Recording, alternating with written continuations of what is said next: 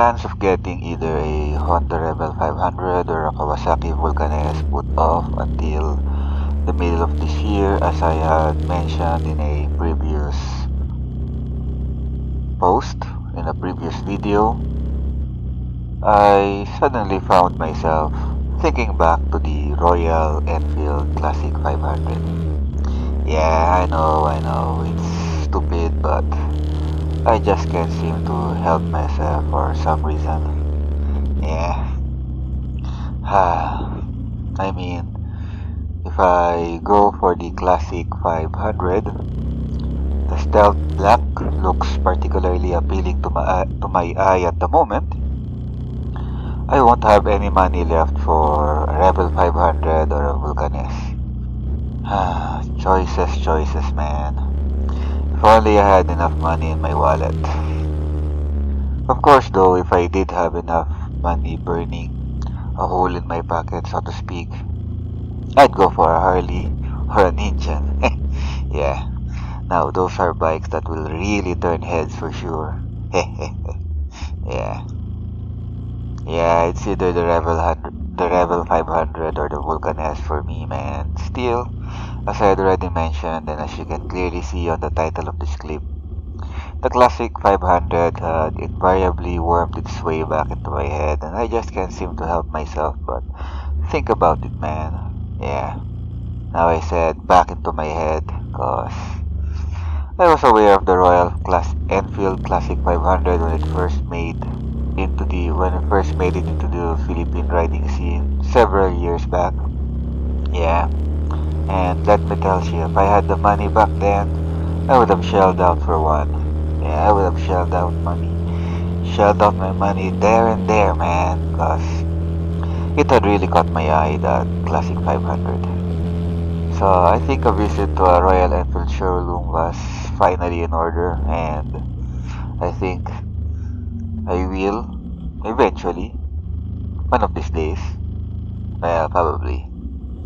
We'll see. Yeah. Now, that might be a good idea, or then again, it might not be a good idea.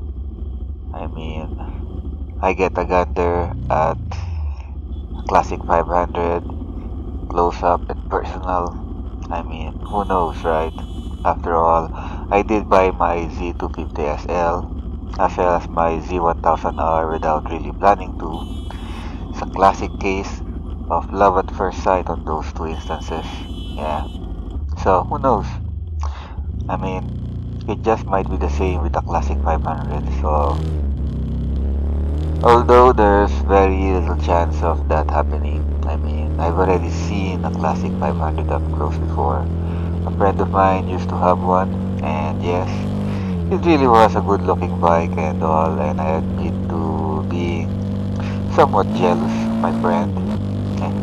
But that bike was already modified somewhat, so who knows how I'll feel when I get a close look at a stock Classic 500.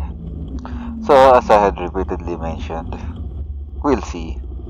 Just gonna have to wait and see, man. Yeah. My friend had long since sold that bike while he was tickled pink at all the attention and looks he had been getting whenever he rode around with that bike. He had somewhat gotten tired of being left behind by the riders he hung around with whenever they go out for long rides. Well, what can I say, man? I mean, with that kind of mind frame, with that frame of mind, he was really better off with a different bike altogether. I mean, you don't go buying a Royal Enfield Classic 500 because you have that need for speed itch that you really need to scratch. I mean, heck no, man, heck no. Speed never was the forte of the Classic 500 after all. In my book, the Classic 500 is the kind of bike that you admire while parked and that you enjoy the feel of as you go riding around town. Not to mention enjoying the admiring looks on people's faces as you pass them by. No worry, no hurry sort of deal. You know, yeah. The Classic 500 was actually my dream bike back when I first considered getting a brand new big bike. By big bike, I mean, 400cc and above displacement, expressway legal and all that. Still is in a way, I suppose, seeing as it seems to keep popping back into my head. There's just something about that bike, I suppose. I mean, it looks great and all, but so do other bikes. There's just something about the way it looks that catches my eye, man. It can't be nostalgia though, cause, I may be old, but not that old. I don't know. I just like the way the bike looks. I just like the bike, general. And that was that. And the price wasn't all that bad either. My wallet approved. I mean, I didn't have the money back then. Didn't have the money, enough money for one back then. But it certainly was within range of my resources. The Classic 500, as its name suggests, is a 500cc single-cylinder motorcycle.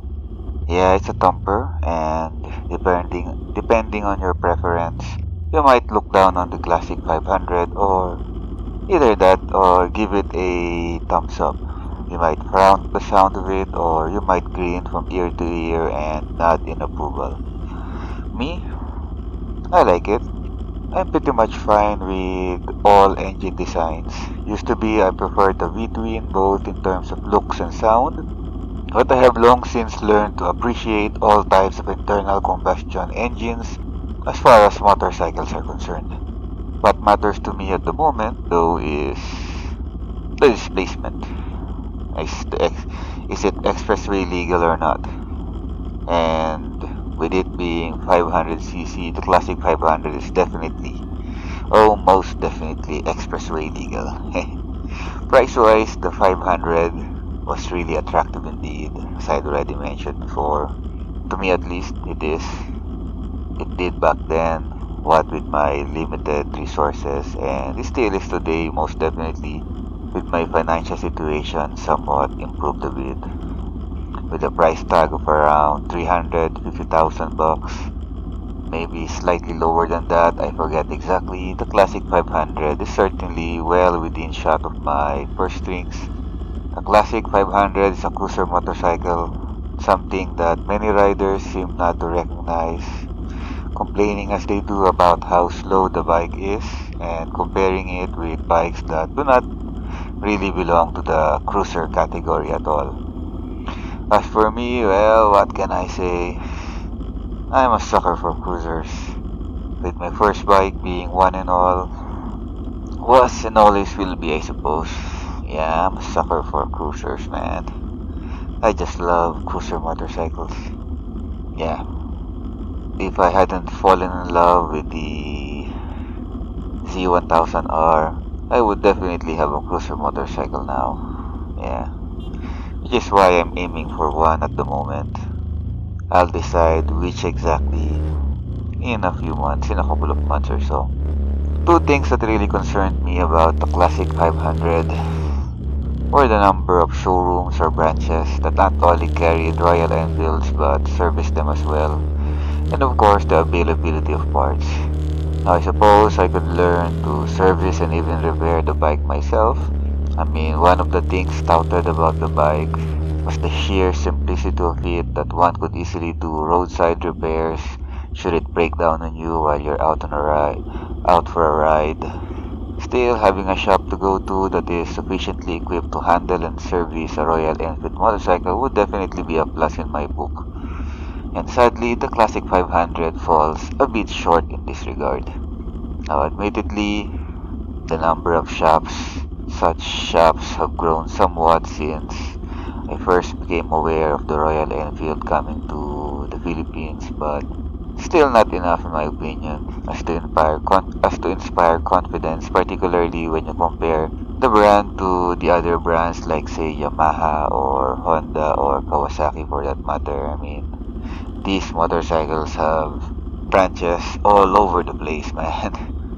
Now, no doubt there are others, but personally I know only of one shop, one Royal Enfield shop, and that's one in Makati. Going hand in hand with the number of branches, I suppose, the availability of parts. With not a lot of shops to go to, you're pretty much limited as to where to get much needed parts. I mean, it doesn't matter if you know how to service or repair the bike, you're pretty much screwed if you don't have the parts, right? Well, I suppose one could go the route of adapting parts from other bikes and you end up with a Frankenstein bike of sorts. And there's really nothing wrong with that, by the way. But that's not really the path I want to go at the moment. Given my height and the length of my legs in proportion to my height, seat height is pretty important to me. I have a love-hate relationship with my Z1000R because of that, truth be told. I mean, she's a beauty and it was love at first sight, as I had repeatedly mentioned before. But man, that seat height is a pain. Yeah, particularly in stop-and-go traffic.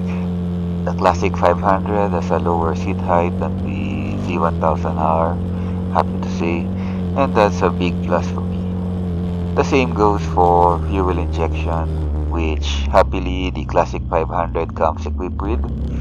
While there's nothing wrong with good old-fashioned carburetors, I have long since learned to appreciate the convenience, particularly in terms of fuel efficiency, the convenience of fuel injection.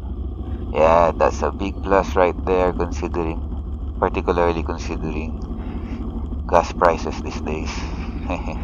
Yeah. Unfortunately, the Classic 500 comes with spoked wheels.